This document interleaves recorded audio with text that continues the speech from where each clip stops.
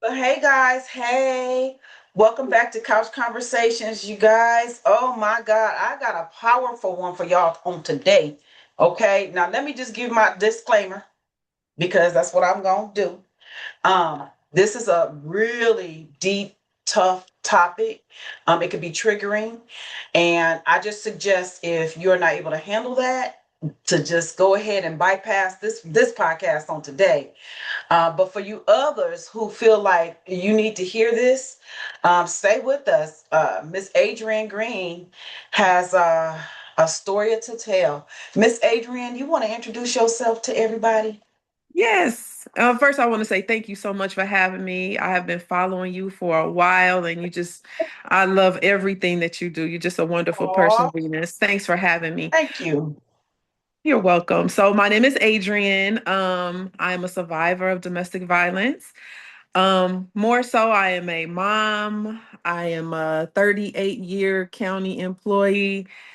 I grew up in Los Angeles, Carson to be specific. Mhm. Love LA.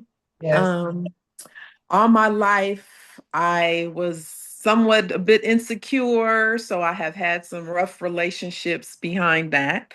But overall, I'm a mom, I'm a grandmother, I'm a daughter, and I try to be the very best I can be at those things. And you're doing an amazing job because you know I follow you too. You know I stalk you, girl. Thank you. Okay. Yes. All right. Yeah. I always think people get sick of hearing about the story, but the minute I stop talking about it, somebody will DM me or inbox me and say, "Hey, why you don't talk about the domestic violence no more?" And I'm like, I Yeah. just thought it's an ugly story and it doesn't Yeah. need to be talked about a lot, but it really does. It's It so really does. necessary. It hasn't Mhm. ended, and until people continue to talk about it, you know, listen, things don't need to be swept under the rug anymore. Okay. And this Exactly. month right here, we're talking about no more family secrets. We're not keeping those secrets, None. especially if it's secrets that is keeping people from becoming healed. Okay. Mm-hmm. Now, Mm-hmm. you guys, listen. Adrienne has a story to tell y'all, and it is about being, going through domestic violence and surviving a horrific attack. She was Yeah. stabbed 18 times. And this girl, every time I look at her, I just listen. I go hairs standing up on my arms right now. Adrian, Oh. I want to know, tell us about who was Adrian long before the abuse, long before that. Okay. So as I mentioned when you first asked me to say a little about myself, I really have suffered for a long time with insecurities, not feeling like I was enough. You know what I mean? So I think I Mhm. made poor decisions based on that because I didn't feel like I was cute enough or I was too fat, or I was too skinny, whatever the situation was at the time. And I did struggle with my weight for a long time. I developed very early, so that brought along some not the greatest attention all the time. So I was a young girl who bottled up everything, kept everything inside. So when you speak of those secrets, I definitely had them, and I did not feel I had anybody to talk to about them. And I think that is what catapulted me into constantly choosing the wrong people, because the minute somebody showed me just a little bit of attention, a little bit of love, I was Yep. in. That Yeah, I magic was in potion, with they my, call it. yeah, clinging. Yeah. What were some of your dreams and some of your goals and aspirations that you had even way back then? Yes, Even ma'am. when you had these insecurities. Yes, even with my insecurities, I think, and that probably what it came from. I had always, much like you, I wanted to be a nurse. The I wanted to slaves. help people at their worst, when they're feeling the worst that they were feeling, that I could bring some comfort to them. Mhm. So yeah, I always wanted to be a nurse. Never got a chance to do that. I started having kids early. Yeah. My first at 17, so I was a teen mom, and of course that just knocked all my goals and aspirations right out the window. Now I could have Wow. picked it up later on, Yeah. but then by then I was already in those bad relationships. Wow. Wow. Mm-hmm. Wow, that's crazy. I mean, that's Yeah. crazy. And I can relate. I mean, because I was Hmm. that girl who was Right. so insecure. And I grew up I grew up in the system and everything. And Hmm. there's a lot of abuse that I Right. that I endured. So when that man came along, my kid's dad, honey, he was the star of the wrestling team, honey. Oh, And geez. when he told me all that good stuff, okay. He was like, all right. Uh-huh. Sure. Hmm. So, so before the abuse, how did you really view the world? You know, it was rough for me to I thought that everybody was always had an ulterior motive. Like they had Oh, something that they wanted. It wasn't always good. I grew up with a dad who intended, he knew that I was probably dealing with some insecurities, but so his answer to everything was fight. You know what I mean? If somebody get in your face, you fight. yeah. So I grew up a lot already on the defense. You know what I mean? Always thinking somebody's out to get me, and because of that, I better fight. And my dad was the kind of dad. I don't know how if it's a lot of us that grew up this way, but if he found out I got beat up, or you better go kick their ass tomorrow. You know what I mean? It was like one of those Really? kind of things. Yeah. Hmm. He insisted that I protect myself. And I don't That's know if right. that's because he grew up in Watts and it was a lot of he had to Mhm. defend himself a lot, so he did not want his little girl to get caught up in anything where she was being hurt. But I think what that did for me is it taught me something a little bit different. Not that he intended to make me this fighter, but I think a part of that made me almost feel like fighting was okay. You know what I mean? Even in a Really? relationship, you know what I mean? I think Hmm. part of that made me feel like, okay, sometimes you might get popped, but you just make sure you pop them back. You So know, if that he was like slapped your you, norm. slap That his felt like ass the back. norm Hmm. for you in a relationship. Really? Exactly. Even though I didn't witness any Hmm. domestic Hmm. violence in my home. Matter of fact, Yeah. my mother and father was so lovey-dovey, it was like, ugh, you know what I mean? But so I never witnessed any of Mutters. that. But yeah, yeah, exactly. But I think he knew based on how my development was, he wanted to make sure don't you let nobody touch you. And if somebody do and you don't tell me, I'ma get you. And it was just Yeah. his intentions were for me to be protected, but Yeah. it went about it the only way he knew how. You know what I mean? So, Hmm. So, I mean, how did you end up meeting your abuser though? oh my God. Okay, so first of all, let me be real honest. My children's father was also abusive, and he, Oh, although I never saw abuse when I was growing up, he did. You know what I mean? And okay. then when I got with in my next relationship, the way I met him, I was at 24-hour fitness. And I Hmm. should have known because the very first day I seen him, he was causing a bunch of chaos and drama inside the gym. This was a Wow. particular gym in Lancaster where at that time it was smaller, so you only had each person was supposed to be courteous and give 20 minutes on each equipment. Well, he's over there running on the treadmill like a mad person for like 45 minutes, and people was pissed off. So I'm like, but damn fine. You know Right. what I mean? He was cut up. He had these tattoos. He had his six pack. I'm like, why is everybody looking over there? And I'm like, oh my God, he over there causing a bunch of commotion. Yeah. And that should have been the first red flag. Instead, I was at this point in my life where I was going to the gym every other day. And okay, now because I done seen him, I'm going every day. Yeah. And and it was funny because he walked past me. This is right after he was on the treadmill acting a fool. He walks past me and I'm looking, but then he backed up to like look at me again. He said, "Hey, you know that workout you're doing right now, you shouldn't even be doing that. You need to cut some more weight first." Now, any other time I'd be totally offended, like, is this he calling me fat? You know what I mean? But I Yeah. was like, just right then and there, it seemed like he just captured me. Like everything, I was just like in awe. Yeah.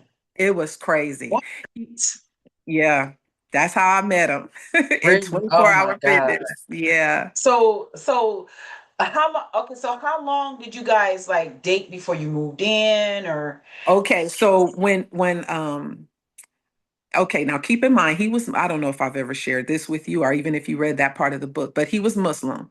So I was captivated by the way that he was very disciplined. And I don't care what time what we were doing, he took the time to do his 5 prayers every day. He would stop and pray and all this kind of stuff. And I kind of watched that. He would, every time he invited me over, he didn't try anything. He just Yeah. was like, he would kiss me or whatever, but he never tried anything more than that. And I was like taken aback by that, because most of the time when I got with somebody, that was the first thing they wanted to do was Yeah. get intimate, right? Right. And he Mhm. just waited, and he just, he cooked dinner. Well, he made dinner. He all of these things, and I think it was for about a good 4 or 5 months. Now, keep in mind, I had just got out that other relationship. Yeah. It wasn't that long before I jumped into this, and I Mm. was just taken back. And I think it's much like when you on a diet and you go to the grocery store and you get a whole bunch of stuff that you don't need. I Like, tell people all the time, don't go to the gym when you ain't, you know what I'm saying? You ain't got to get you now. You might pick up any old thing. But that's kind of what it was. I kind of rushed into it, and before I know it, we were talking about moving in together and all of that. And that is when everything changed. Yeah. wow. So that's what I was gonna ask you. So you guys move in together and everything. Everything is perfect at first. How Yeah. long was it before the abuse started? So I noticed right away some controlling behaviors, and I Mhm. just kind of complied with it, thinking that I was being obedient to my guy, because Mhm. he's Muslim, and he said, "Hey, I know I Mhm. met you and you were wearing this and that, but I would really prefer that you wear Mhm. this." Mm. And then it went from skirts below my knee to skirts all the Wow. way down to my feet. What? Then it was even was worse than that. I know my parents thought I was crazy. I started wearing Dang. hijab, where I was wrapping my head and everything. Yes, ma'am. Yes, ma'am. That's why I tell young ladies a lot of times it's almost like mind control. After a while, it happens so gradually. Before you know it, you have changed completely. Uh, Jesus. right. And so the first time, I don't know what I did that got him to where he started yelling at me and cussing me out, and he called me a bitch. Oh. And I said, because the way I told you I grew up, you hit, I'm gonna come back hard. So I said, your Yeah. mama's a bitch. Ooh. That was it. The next thing I know, I saw stars like in a cartoon, where I was laying on my back, looking in the ceiling, and there was just I was dizzy. I lost my equal. He had hit me so hard for me Wow. saying that, and I was like, I was, like, oh my God, did he just hit me? It like didn't even seem Yeah. real. And yep, he had hit me. Then later on, of course, he apologized. I don't, don't Of make me do that. course. You don't talk like that. Of You're not supposed course. to talk like that. You know what I mean? And so Mhm. I'm like, I'm sorry. Yes. Wow. Hmm. So would you say that this is when did you notice that this is when the abuse was starting? And If I when really this incident happened, how long was it going on? Oh, okay. So if you're speaking of the abuse, okay, now I've seen red flags. I saw little stuff that now Mm, I identified as red flags. Like he mm. would different little things that he would say, like if we didn't say assalamu alaikum, or in respond to him, wa alaikum salam, he would get angry. Hey, did you hear what I Oh, said? Something like that. So I saw little stuff like that, and or um, little stuff like where he mm. would he was very OCD. If the kitchen wasn't cleaned Oh, perfectly, he would kind of raise his voice or he'd get upset. So I saw those kind of things. But when the first physical abuse is when I called his mama a B. And wow. that is when after that, everything went downhill. He apologized, Mm, but after that, it just began to get worse and worse. mm. Like it would be something as simple as me walking with him, and he would love to hold my hand. So Yeah, if my hand got, how your hand gets sweaty and you just want to yeah, release your hand and kind of like, get the yeah. moisture off, he would get so upset. He said, "What, you see some dude over here you used to mess with or something, or what's going on? Why you let go of my hand?" And I'm like, "Oh, I just was because my hand got sweaty," Yeah. or things like that. So it was so gradual, was thinking, and it just progressively got worse. Mhm. He would do things like if I didn't wear the right thing, or if he didn't like the way my hair was combed, or Yeah. if it drew any attention, he didn't like it. And one day he literally pulled my hair up at the top and just right in the poop cut a piece of My my hair out. goodness. He did not want Really? any, he was so extremely Mm. obsessive and jealous Mm-hmm. that he did not want anybody looking at Mm-hmm. me. He got to the point where he sold every car I had. So the only way I could get around was him taking me from place to Yeah. place. Mm-hmm. My daughter was starting to get really, she's like, I could tell she wasn't liking him. And, you Yeah. know, I would send them over to my mom's house in LA when they were off track. When they were out of school, they'd go down there and I would always get in their face and I say, look, you don't talk about what goes on in this house. Oh, wow. I would tell my kids that.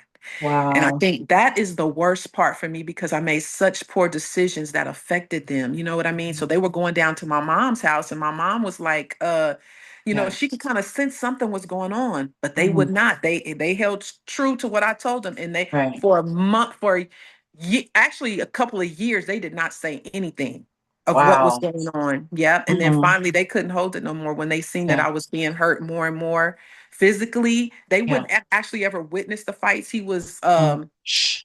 I was about to say respectful enough to not fight me in front of them, but Wow. he always did it discreetly enough where it wasn't in front of them. Mm-hmm. But he choked me out till I would pass out. He would, Wow.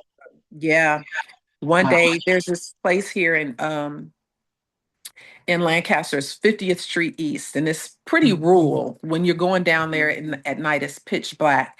Mm-hmm. He literally at gunpoint put me in the car, told me that he was taking me out there, right? And all I had on was a t-shirt. No Wow. socks, no shoes, no bra, no panties, just a t-shirt. We drove all the way out there, and out there, just to give you a visual, they grow green onions. So it's Mm-hmm. rows and rows and acres of nothing but green onions. He turned off up into the green onions, kicked me out of the car, and left. I thought he was going to kill me out there, to be real honest with you.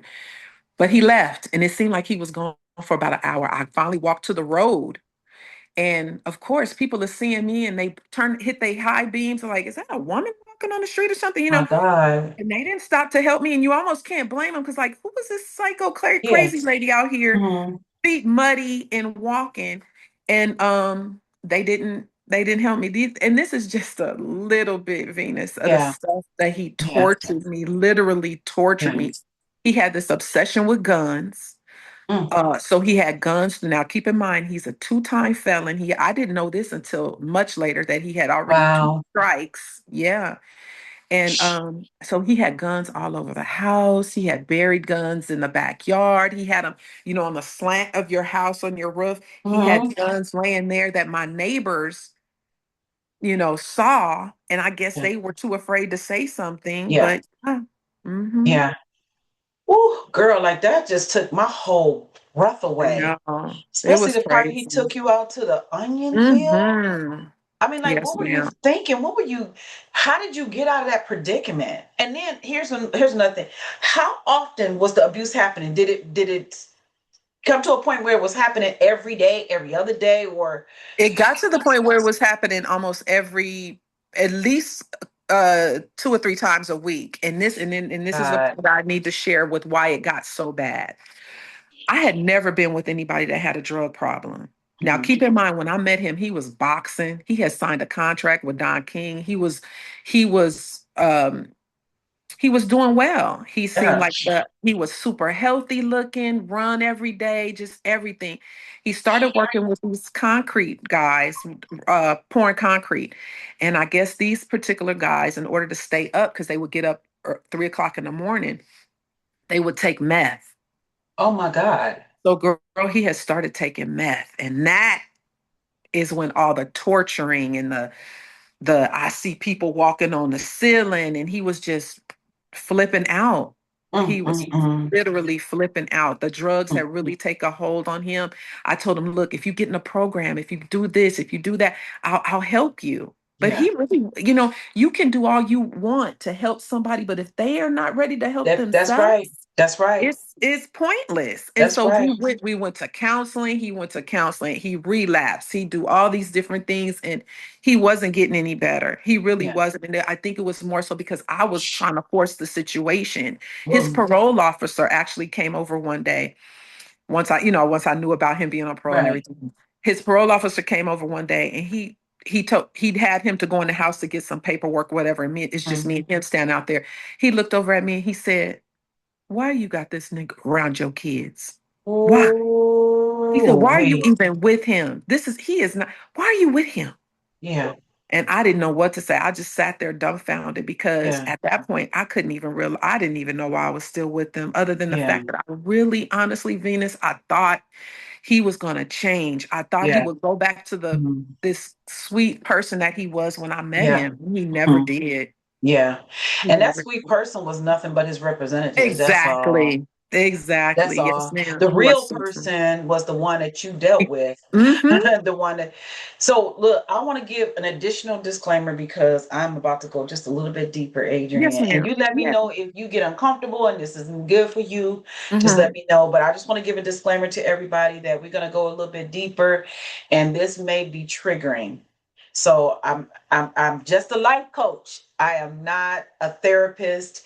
So, Adrian, I want to know if you could take us back to that day. Yes, absolutely. And I speak on this so openly and freely and transparently because I know it's going to help somebody. Okay.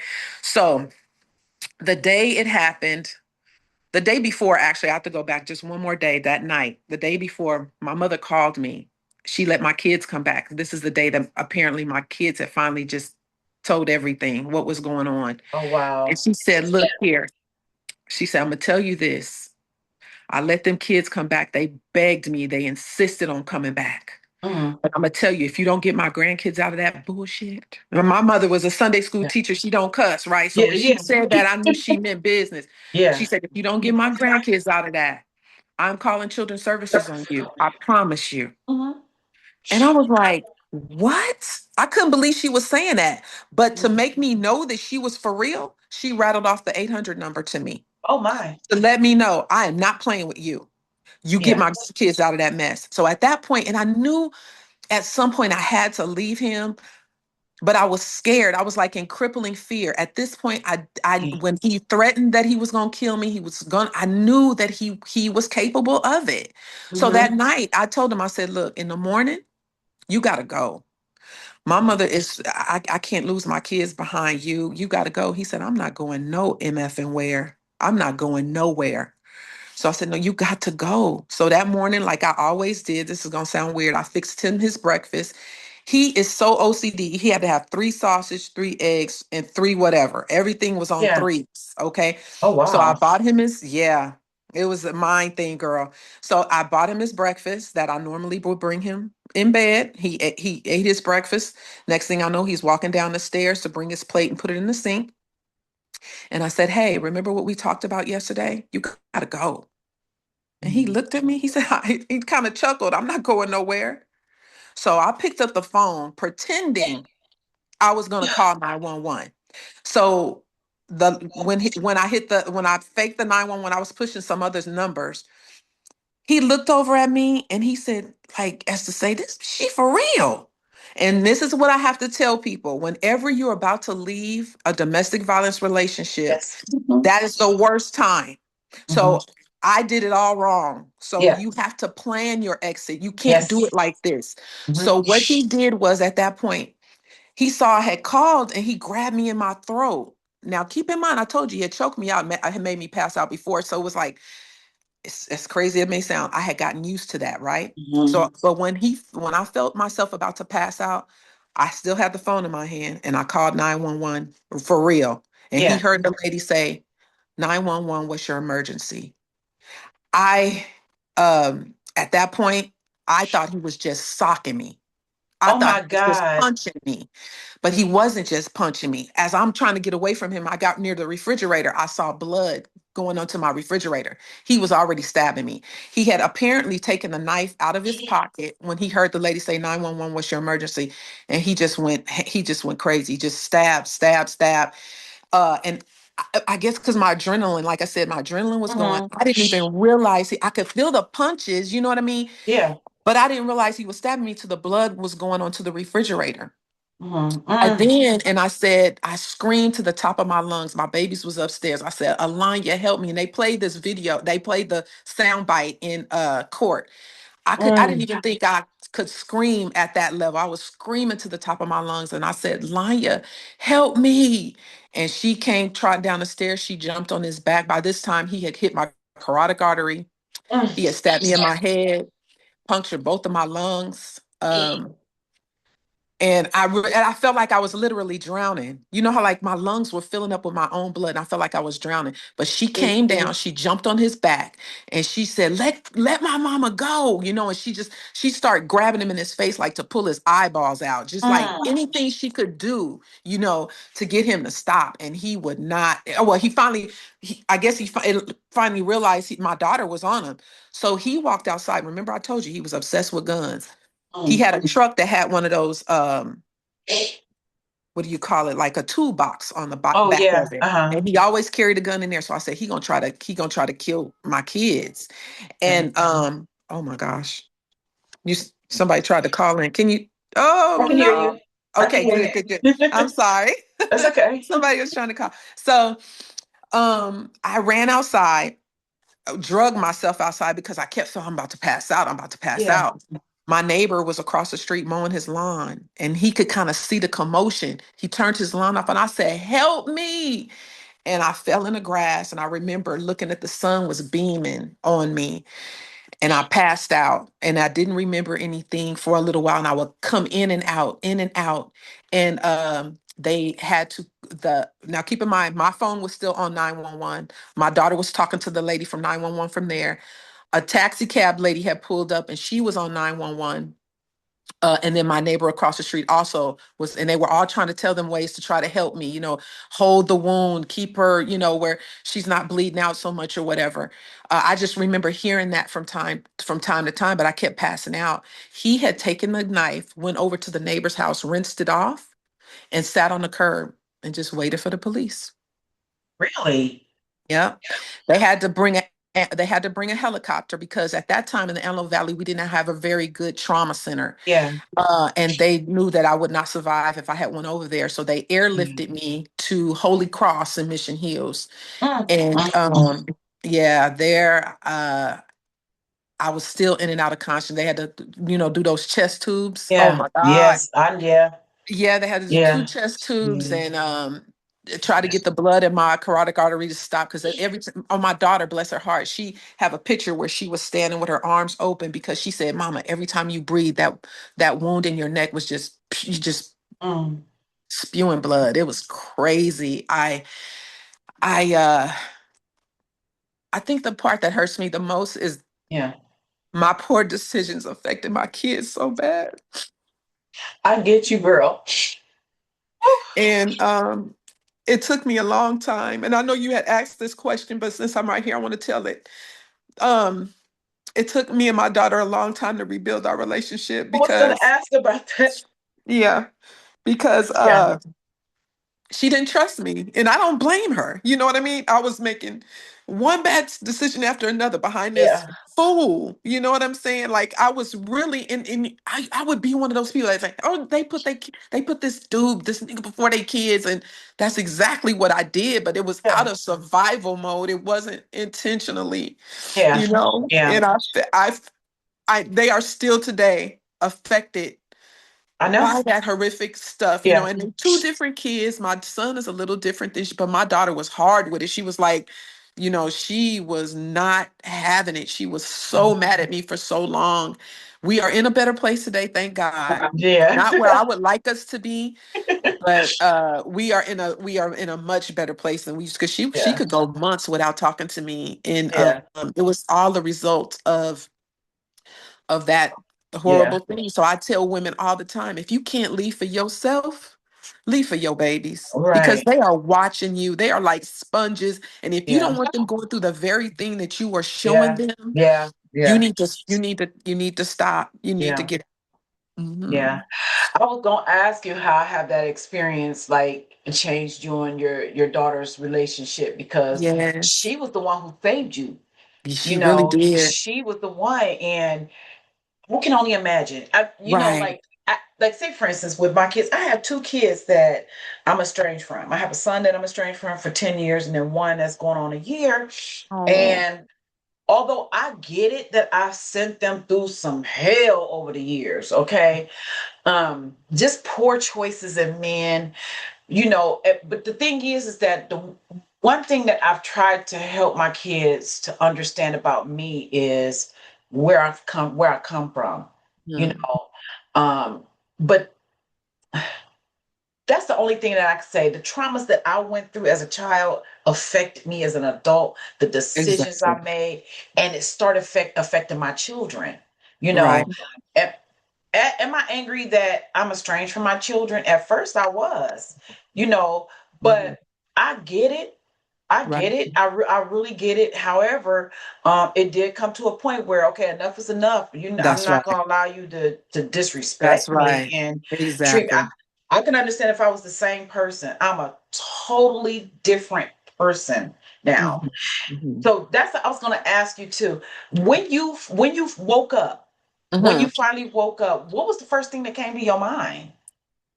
Unbelievable. I couldn't believe it. I knew he had threatened to kill me before, and he said, I mean, if you ever try to leave me, I'll kill your whole family. I'll kill you. I'll kill your kids, whatever. I never, I know he was capable, excuse me, of Girl. hurting me, but I Yeah. had no idea. And I remember laying in a room that they outside of the room they had security. Hmm. Um, and just laying there like I couldn't believe that it had happened. I knew he was had a mental health issue. I knew he was on drugs, but to the point where he could cause that much mess to me, Never hurt seen to it. me. I And never that's did. just it. That's just it. We underestimate. I always believe when a man say, "I'm gonna kill you." Oh yeah. I'm I not doubting that. I'm not mm-mm, doubting that. I went not through the today. same thing with my kid's father. Mm-hmm. He choked me till I know I had to have stopped breathing. I remember I urinated all over myself, Mm-hmm. Mm-hmm.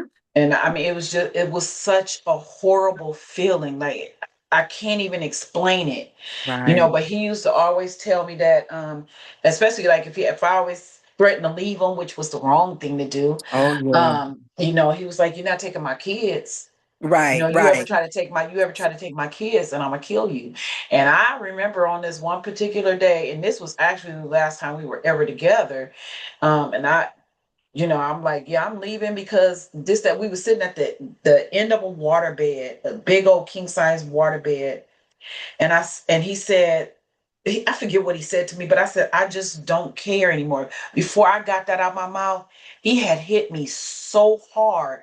I slid up and I was little back then. I was only probably a little over 100 pounds. Oh I wow. slid up that water bed and went up under the headboard.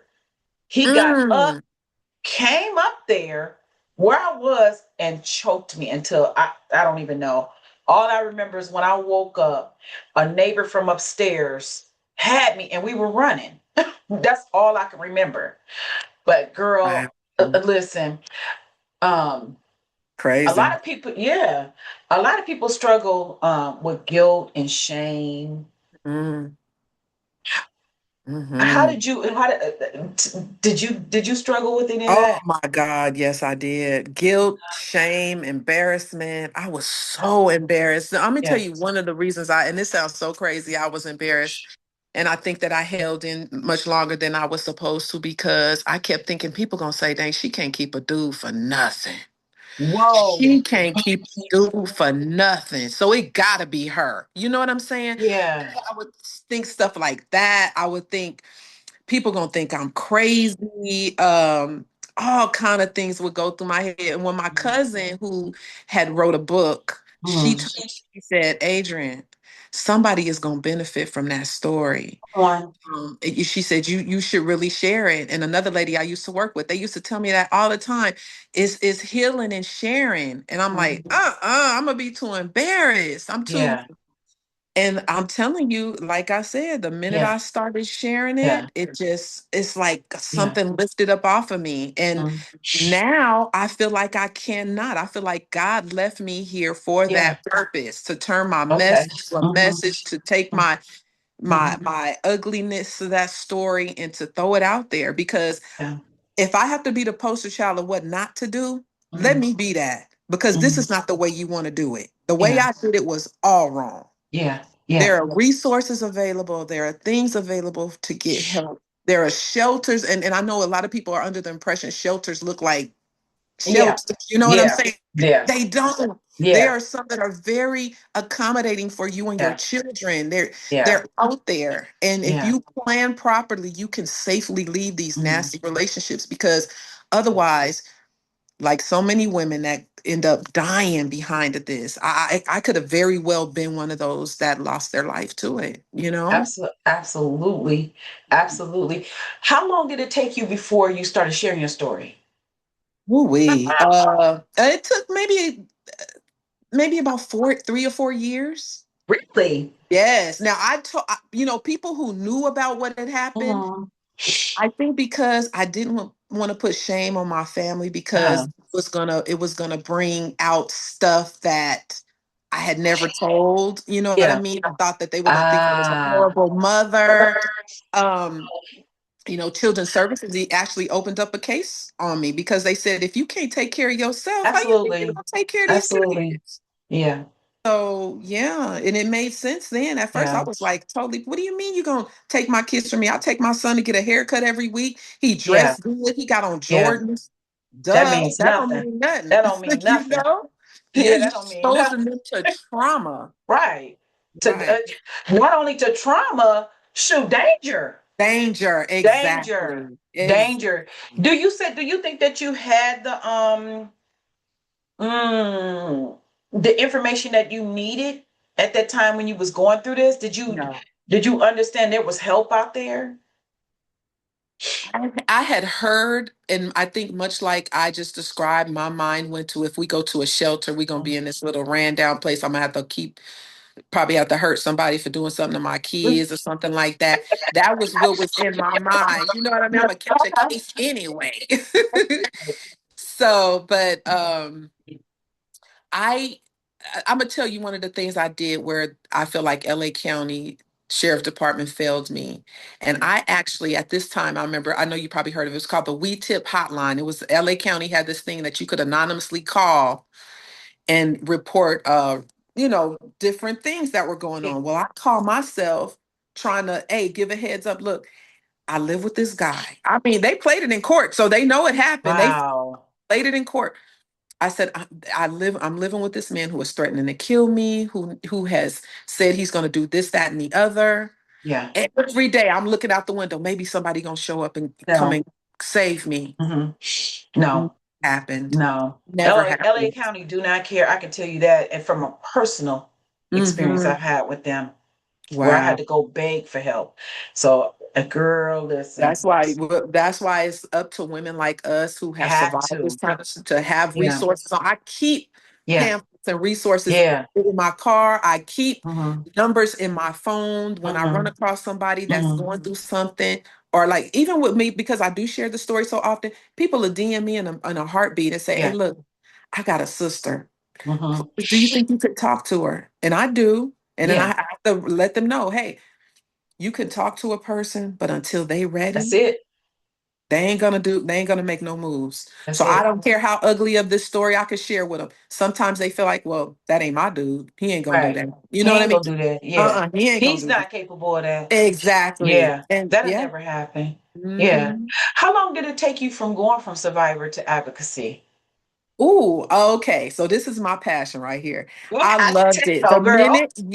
The minute I sat at a table with 30 young ladies sharing my story in a DV class, and the tears that and I was for the first time keeping it completely 100, did I realize the change that I could make by sharing this little ugly story. Absolutely. Mhm. Not till then when they were in tears and they said, "Oh my God, I went through the same thing," or "That's what happened to me," or "When I was a kid, I felt so insecure that I just start to," until I saw that there was a commonality, like we shared something, Mhm. it made me realize that Yeah. God had this purpose for me to stay around here, Yeah. to be able to share, to advocate, to do whatever. So, of course, Right. I do DV classes, I Yeah. do anger management, Mhm. parenting, everything. So these girls can try to get back. because a lot of people don't realize a lot of people lose their kids to the system because of domestic violence. Better And say I've it. had girls that'll go as far as they know good and darn well Yeah. they're not supposed to go visit their abuser Yeah. when they trying to get their kids back. Mm-hmm. But I Mm-hmm. would be advocating for them and go to court. I'd be their court buddy. We get in court. Sure enough, judge will say, "Hey, can you bring up the so and so went and the visit list? She went and Wow. saw this man, and then that added 6 more months onto her kids being in foster Wow. care. So I didn't it's they understand that. That's manipulate. so crazy. I know. You know, what's the crazy part? Look, what's the crazy part about is I say I don't understand it, but I understand it. The Yes. Yes. mentality of these women is one of the Mhm. reasons why I became a life coach, because I was like, listen, I don't want to see another woman have to live their life the way that I did. Right. Okay. Exactly. Listen, I walked the path for you. Don't even trip. I Thank survived it. you. Let me help you out. But here's the problem, Adrienne, and I do not understand. And it's usually women of color. I'm sorry, y'all. I hope y'all don't get mad at me, but this is not a lie. It's like when you are trying to help these women, it is like pulling teeth. It's like I can't fight against you. It's one of the reasons why I quit doing one-on-ones. I Mhm. can't do Oh a wow. one-on-one with you because you drain me. Because Right. you just refuse to do anything different. And that's just one thing you just said. Like, listen, I could tell you all day long about this little ugly story, you Exactly. know, but it is up to you to do the work. And one of the things that I'm understanding is that, listen, the work is hard, girl. It And it's is. hard because we get so comfortable with things. We get comfortable with our dude. We get comfortable with our group of friends. We get comfortable with getting up, going to the club on Saturdays. We stay in this comfort zone, and we don't want that to change because that's comfortable over there. Yeah, You you know, almost the start human, liking it. You yeah, start you learn to function in dysfunction. That's absolutely. what it is. And you learn to and it's so crazy because Venus, I swear, it took my mindset to change a long time to change Yes. because when I did get in a halfway healthy relationship, I was so used to BS and Yeah. drama that Yeah. I almost would stir it up intentionally. Like this is a punk. He don't want to argue. He don't want to fight. Girl. It's so Uh, crazy. You have to really work on healing your mind you do. because you keep picking the same old Yes, ma'am. stuff, or you get used Yeah. and comfortable with the same mess that Yes. it don't even seem right to Yeah. be in a peaceful Because relationship. we know what to expect over there. Exactly. We That's already it. know. That's it. Okay. But over That's here, because like listen, like my husband, I'm gonna tell you, that's an amazing man. I'm gonna just tell now, me and my husband, one day we're gonna do a podcast on it. how we have almost a 40-year history. Oh my So, goodness. but this man is amazing. He has changed, like, oh my God, he's a totally different person. But if it was not for him, that Hmm. because Hmm. I'm a runner. I'm a runner. Okay, I'm gonna Right. cuss you out and a runner. Okay. So Mm. through these 3 years, he has taught me so much. And now, like, we get on each other's nerves. And before he'd get on my nerves, and I'd be like, I'm going back to California, you know. But Right. now it's like, yeah, I'm over that though. But now it's like he has taught me that I can be mad, you can be mad, but there's a way to handle this. You know, Exactly. we don't scream and holler, cuss, fuss, we don't disrespect each other, none of that. If I'm Good. upset and don't want to talk, he gives me my space and vice versa. You Right. know, but it is Healthy. just so crazy. Healthy. I wanted to ask you this too. I heard, I think it was the like last week. I can't remember. You was talking about your scars. I'm glad you brought that up. Yeah. I'm so glad. So Yeah. here's the thing, like you were talking about, I think one of my questions, because you gave me some pre-questions, kind of like to Yeah. be prepared. One of the things that you had said was what emotionally was it more where was it easier to heal emotionally or physically? I forget how you worded it, but Yes. Yeah. I would say this. Emotionally, it is difficult. And I'm going to share something real quick that is so crazy. When my abuser was on meth, there was a smell that came from his body that made me know that he'd been on meth. And it smelled like when you boil weenies in a pot in the water. I don't know if Mhm. you can even relate to that smell, but that's what it reminded me of. So whenever he smelled like boiled weenies, that Yeah. would trigger something. So even if I smell that today, Mhm. triggers an emotion in me. It makes me feel like, oh God, somebody around here got is on meth, or it would, Wow. or it bring a memory of when he would be Mhm. high and Mhm. torture the heck out of me. Because there's some stuff I probably can't share on the podcast that would happen when he was high Yeah. that is just grueling. Yeah. Yeah. But physically, every now I'm very experienced a lot of the physical stuff that came from it. Like I told you, he got me in my head 2 times. Yeah. He stabbed me in my head. So I have a keloid that formed there, and so I have no hair that grows in that spot. Mhm. I also have tremors. Mhm. So, but because of getting hit in the head, there one of my this right side of my body has this thing where I kind of shake. Like Mhm. some people get it when they get older, but I now have these tremors. Yeah. The other thing is the keloids. Every scar on my body where he stabbed me turned into a keloid. And I have one particular one that for whatever reason, even after all these years, it pops back up. And they Mhm. have to go in there and try to either laser it or they inject it with this stuff to make it flat. Yeah. But it still keeps coming up. So it's like Mhm. one of those things. It's almost like I know God don't want me to remember that or constantly remind me of that horrific stuff, but I think it's sometimes a reminder just to continue to tell the story, Right.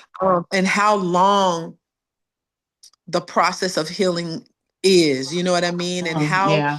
you have lasting effects from these type of relationships that will Absolutely. hurt you forever, if not just Right. just the fact that your relationship with your kids is jacked Yeah. up, but your body Mhm. does not, God did not make you to take punches Right. or to cut you in Yeah. places. Mhm. So that physical part of healing also still, even after all these years, I'm still having issues with the physical part as well. Mhm. Are you ashamed to show your scars? Not as much as I used to, because when they first were there, like I said, they turn into kilos. I got these big old lumps and bumps and Yeah. junk. Today, the back part is real flat, so I don't care. I used to, like, if I was in a situation and I Yeah. be, uh, I would be a little bit ashamed. But Yeah. now I take it as, hey, it is who I am. If nothing else, Yeah. the scars are saying, hey, you survived something. That's You right. know, That's right. survived That's something. right. Be proud of every Exactly. 18 of them, honey. Exactly. Name them Yes, if you ma'am. have to. Okay. Put a Right. name on them. So what Mhm. does relationship look like for you now? Like, after all of this and And okay, so here's this broken girl who done been through a whole lot, right? uh-huh. And there's a part of me that very cautious, Yeah. gate up, man, uh it's hard, and I feel Yeah. sorry for people when they try to, I do, Yeah. because they mean well and they want Yeah. to be that Yeah. person, but there's something in the back of my head that Yeah. just constantly Right. brings back things. And it I thought I was in a healthy relationship for a while, and my cutoff game is quick. As soon as you Yeah. show me Yeah. something, I'm like, Come on somewhere. done. Come on. So Mm. and I know it all stems from that, where before Yeah. I didn't have healthy boundaries. But I'm working on it. I'm working on it Yeah. because I miss I Mhm. miss having I miss having somebody Yeah. consistently. Yeah. Yeah. Yeah. What about like faith and therapy or anything that does that play into your healing process? And I'm glad you brought that up too, because Okay. therapy, our culture, our black Come on. folks, we don't like to tell our business. Okay. Mm, We do not. And I was one of them. I ain't telling these yeah. people all this stuff. But the best thing that ever happened to me was therapy. The Yeah. best thing. And I'm Yeah. still, even to this day, Yeah. I still go every other week. Yeah. My therapist, now I'm gonna be honest, I went through a couple therapists that my story was just a little bit too heavy for them. My And word. yeah, Mhm. they were crying in the sessions more than I was. So it was like it was too heavy. And some of them, one in particular, she said, I can't do this. I think Yeah. it triggered her in some kind of Yeah. way. She said That's it good. brought back memories first, but she Mm-hmm. was honest enough, and we cool to this day. Mm-hmm. Mm-hmm. But she could Mm-hmm. she could not do it. She could Yeah. not do it. So yeah, Mm. That's therapy good. is good, and I definitely suggest Yeah. therapy to people. Yeah, or Yeah. a life coach. You know what Yeah. I'm Yeah. saying? Yeah. Absolutely. Hmm. Absolutely. Absolutely. So let's shift just a little bit here because I want women who are in this predicament to understand some things. So, what would you say some of the warning signs are? Some of the early on warning signs, because these are some of the signs we actually miss. Mm-hmm. Mm. Absolutely. The red flags were missed, or I minimized them, I made light of it. But what I have to say is Excuses. the Hmm. controlling behaviors, uh, the love bombing. Like, if they saying they love you too quick, too soon, you don't even know me. You know what I'm saying? That kind of stuff is a red flag. Um, the you have to listen to the stuff that we like. I was he really liked me, with the holding of the Hmm. hands and calling me 15, 20 times a day. I thought, okay, Hmm. he loved me. No, that's controlling behavior, honey. Yeah. That is controlling. He don't Yes. nobody need to be calling you 15, 20 times a day. He know you at work. You know what I'm saying? Exactly. So Hmm. those type of things, if he don't have enough self-control to say, hey, I like her, she cool, Yeah. I'll wait and talk to her when she get off of work. I Hmm. mean, that says something, and that might not seem like a lot, but that Hmm. is a pattern Yeah. for controlling behavior and Yeah. wanting to know your every move, in my Yeah. opinion. Yeah. Because what you're really doing is trying to see where I'm at. You Hmm. calling and you listening to the Hmm. background. Come on. Oh, who's that? Or who? What Hmm. was that? Hmm. You know what I'm saying? So Hmm. it's a lot of red flags that we miss, that in the Right. beginning we think is cute, Yeah. or and it's not really cute at all. It's Hmm. really a red flag, much like the red flag they stick in the ground. Because I work for Public Works. They stick in the ground and let you know, hey, don't dig right here, because it's a gas line right here. The red flag that we talk about is the same thing in a relationship. Hmm. Don't go there, because it has the potential to be hazardous to your health. Yeah. Yeah. Your book, Stabbed to Life. Why that title? Why that title? And That what does that mean? title. Let me see that. Let me see that again, girl. My God. Can you see it? Uh-oh, Just it a kind of little got further. blurry. Yeah. Yeah. Why that title, Adrian? The title, because I kind of was a play on Stabbed to Death. Hmm. Instead, I was stabbed to life. Yes. And what it did for me, and my cousin actually is the one we kind of played around with different titles, and she's like, "What you think about that?" And I said, "Oh my God, that's it, Stabbed to Yeah. Life." Because I'm gonna be honest, Venus. Before, I was very a shy person. I was one that what I do now out Mhm. here in this world of healing and helping people. I never thought I could do that. That Yeah. took me to a whole different place. Not that Yeah. I'm proud of, not that I'm happy that I got stabbed or anything, but that whole incident put me in a place where I am now, and that is helping people. There is nothing that if somebody calls on me to be there, to share, to help, to give advice, resources, whatever, that is what I do. And that's why I say stab to life, because my life began, instead of Yeah. ending at the Come stabbing, on. it began, Yep. Hmm. Yeah. I love it. So, for somebody that is listening, and I'm sure there's going to be somebody Mhm. who is going through this, what would you want them to hear from your heart? Ooh, from my heart, Mhm. more than anything, know that you are enough. Love yourself enough to, when you see these signs that we just talked about, the red flags that are there, make plans to exit a situation safely. Maybe when he's going to work, if you have to reach out to other people, have you a circle of friends that you can count on. I had some friends that, oh, they love me to death, and I love them to death. Right now, I had told them a couple of weeks before, I said, look, if I don't show up to work, y'all come see about me, because I think he's going to hurt me. And they always tell me on August 30th, I always say 8:30, 8:30. August 30th at 8:30, they saw I hadn't come to work. They got in the car, came to my house, which was probably about 5 minutes away from my job. They said they hit the corner and my whole house was yellow taped off. And they they came to my rescue. So it's good to have, I never told them the full story about what was going on, but it's good to have somebody that you can trust, that knows what's happening, that knows what's going on. There's also an app on that they have that on. Uh-oh. I'm still there. Okay. There's an app And it's called When Georgia Smiles, and it's a little Hmm. app that you can download and put it on your phone. It actually is Dr. Phil's wife. Dr. Phil's Georgia. wife is an advocate. She's an Okay, I'll advocate. make sure I include this. Uh-huh. Yeah, and now I'm just speaking on the app because I know Yeah. Dr. Phil doing some stuff I ain't too pleased with right now. But anyway, his wife, Mm, his wife, she is really an advocate for women in domestic violence because she watched her mom go through it, and that mm. app has this little icon on it. It doesn't even look like it's a domestic violence icon, but you press that, and what it does is it calls three people that's connected to it along with the police, and it starts recording. Oh So my you push goodness. it, you lay that phone down, and what it does is it plays so that you can get help without Hmm. having to directly call on somebody. You just push it. The three people you have saved in there are called along with the police, and your phone begins to record. So those are some things that they can do to be safe. Reach out for help. Don't be ashamed. About If a you phone need number? me, pardon me.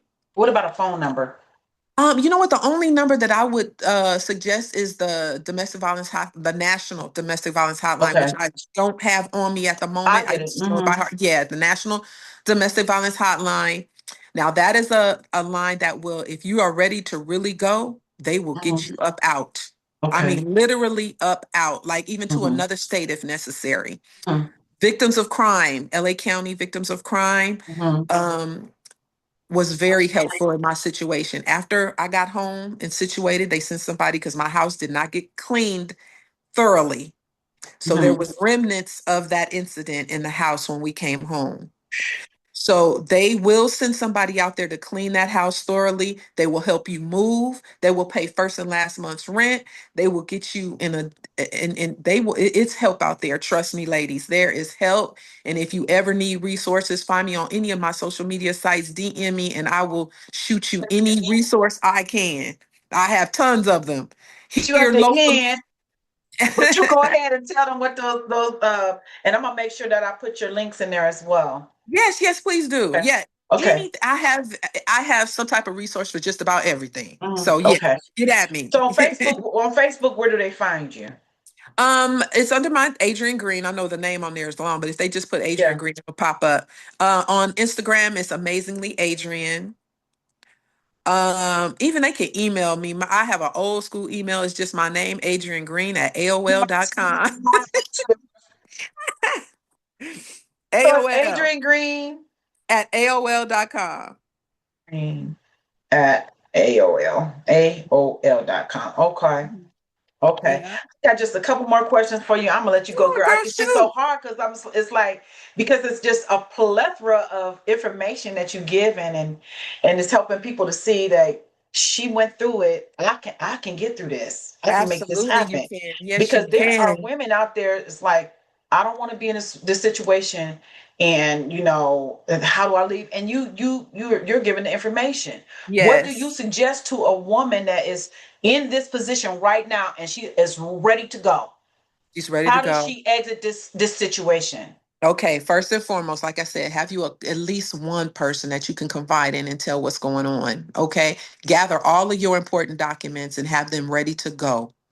Whether it's when he goes to work or she goes to work, I have to make sure I specify it because those it's relationships out there. Domestic violence is in every kind of relationship you can That's right. imagine.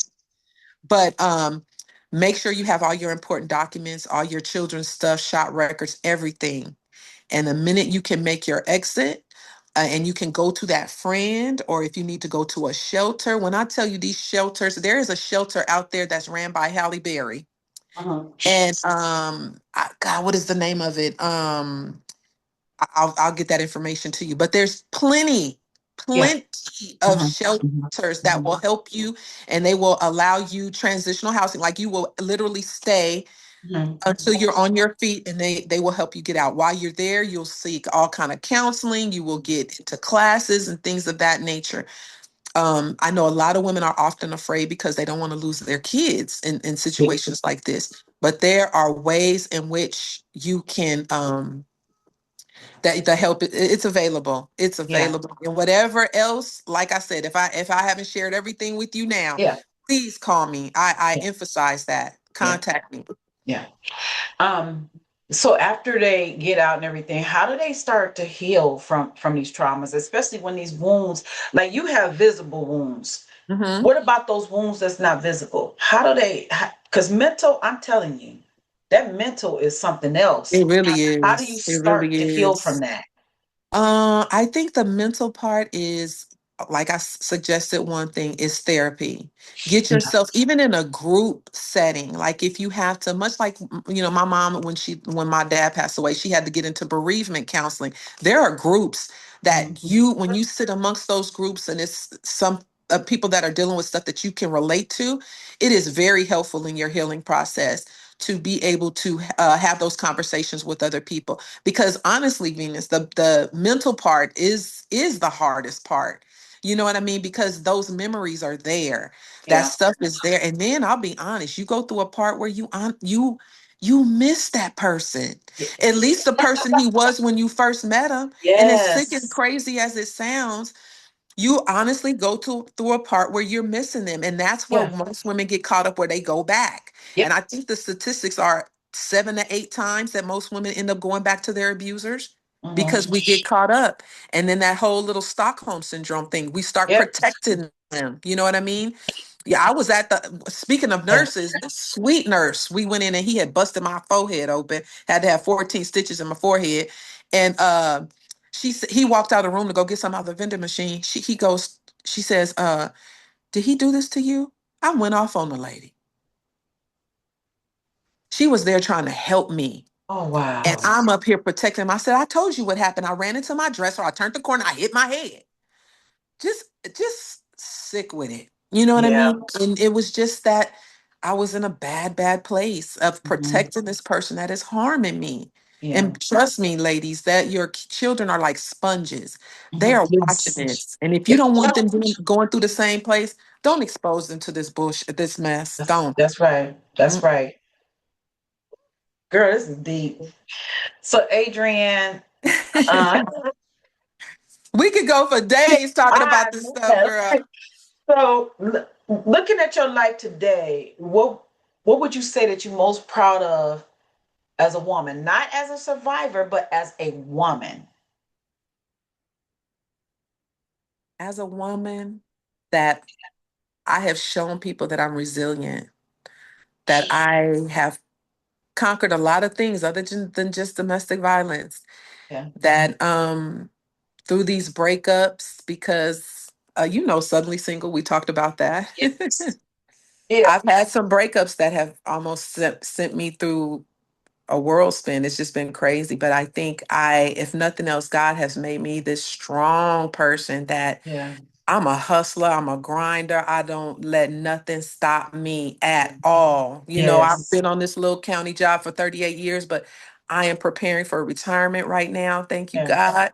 And Yeah. what God has put on me is this. I am a workhorse girl. And especially if it Yes. involves helping people, Hmm. I'm gonna get it done and I'm gonna make it Yeah. happen. And I know I Yeah. learned that good work ethic from my mama and my daddy, but Okay. trust me, that is the part of me that I'm so most proud of, is that I don't stop and I'm not gonna stop. Can't stop, won't stop.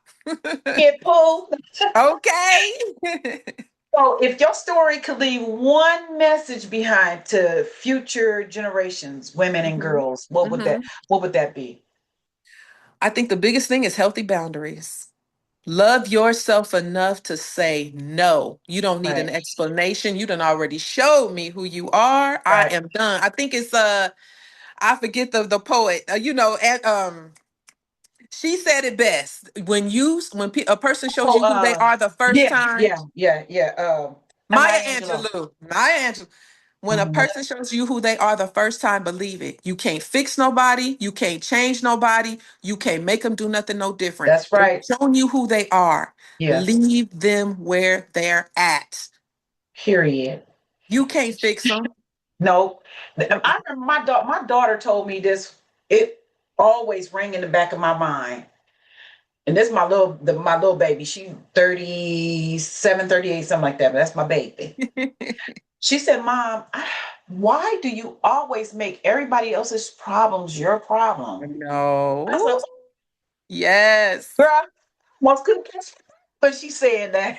I know, but it's so true. But I always think about that every time somebody come to me with their issues. Think about it, Venus, because I was that one. Give you $10. Oh, don't worry, I'll help you pay your bill. Oh, don't worry.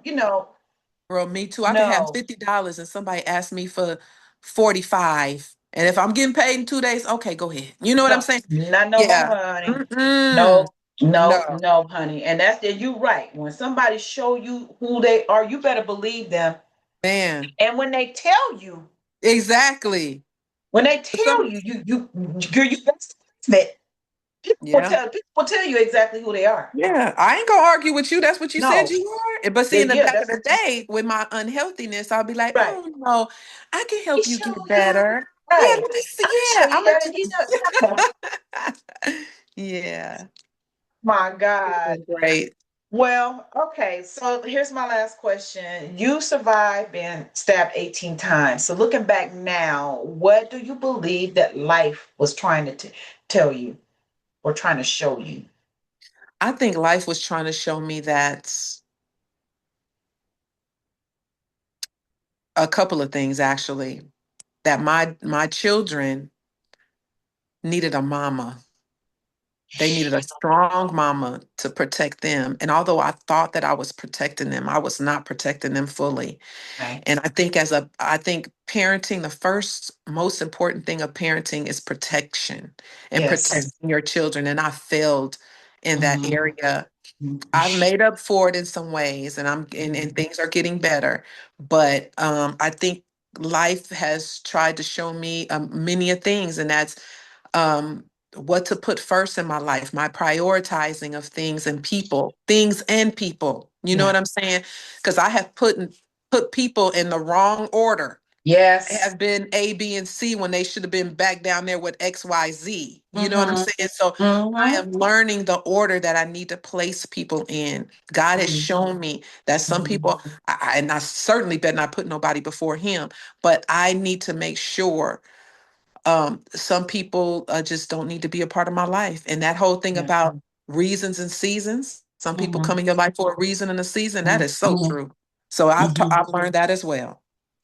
Adrian, where's your abuser today? Funny you ask. On January the 24th, I was scrolling through my phone and got a thing from CDRC that said the inmate in Kern County Prison has died. He has and that was at they sent me they said he died at 6:45. They sent me the message at 7:15 that he had died in prison. Wow. So, and I know, and I'm gonna share this part. I think I was, my emotions went kind of everywhere when it happened. Right? It was a part of me that just wanted to jump for joy. Yeah. God forgive me. Maybe that's not right for me to want to do. But my Mhm. mother told me, she said this very thing. She said, "Don't look at it that you're celebrating death. Look at it that you're celebrating freedom." I was And gonna say that. that's what it was for me. Because Yeah. here's the thing: he was up for parole in 2028. And just to know that I would have to have dealt with him being out on the streets, you know what I mean? I'd already, I got a CCW, I carry my, I'm strapped all the time. But to now be able to just kind of breathe Yeah.